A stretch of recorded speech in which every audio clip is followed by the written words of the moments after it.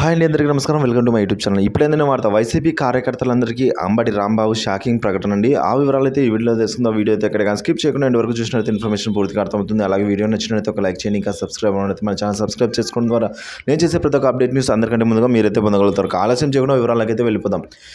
ఏపీలో ఎన్నికల సమయంలో కీలక పరిణామాలు అయితే జరుగుతూ ఉన్నాయి. జగన్ పైన విజయవాడలో దాడితో రాజకీయం కొత్త టర్న్ అయితే తీసుకుందని అయితే చెప్తున్నారు. సో ఈ దాడి కేంద్రంగా పార్టీలు ప్రత్యర్థులను టార్గెట్ చేస్తున్నాయండి. జగన్ తిరిగి బస్సు యాత్ర ప్రారంభించారు. జగన్ పైన దాడిని డ్రామాగా టీడీపీ నేతలు ఆరోపిస్తూ ఉన్న సందర్భంలో జగన్ మాత్రం తాను ఈ దాడులను పట్టించుకోనని అయితే ముందుకు వెళ్తానని స్పష్టం చేశారు. ఇదే సమయంలో మంత్రి అంబటి గారు అయితే కీలక ఆసక్తికరమైన కొన్ని వ్యాఖ్యలు చేశారండి. సో ఆయన వ్యాఖ్యలను అయితే వీడియోలో తెలుసుకుందాం.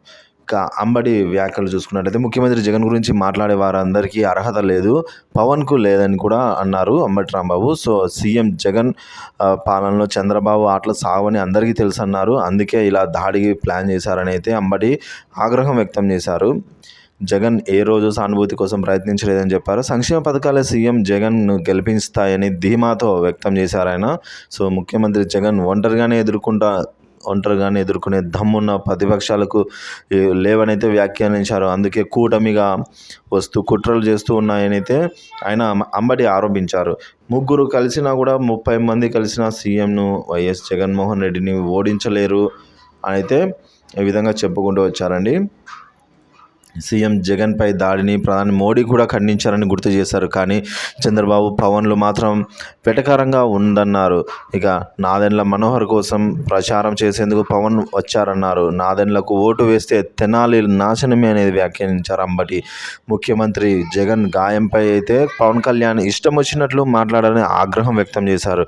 పవన్ సినిమా యాక్టర్ కాబట్టి చూసేందుకు వస్తున్నారేమో అని చెప్పారు. కానీ ఇక వైఎస్ జగన్మోహన్ రెడ్డి పేదల పక్షాన ఆయన చూసేందుకు ఆయన కోసమే, సీఎం జగన్ కోసమే అయితే వస్తున్నారని అయితే అంబటి వ్యాఖ్యానించారు.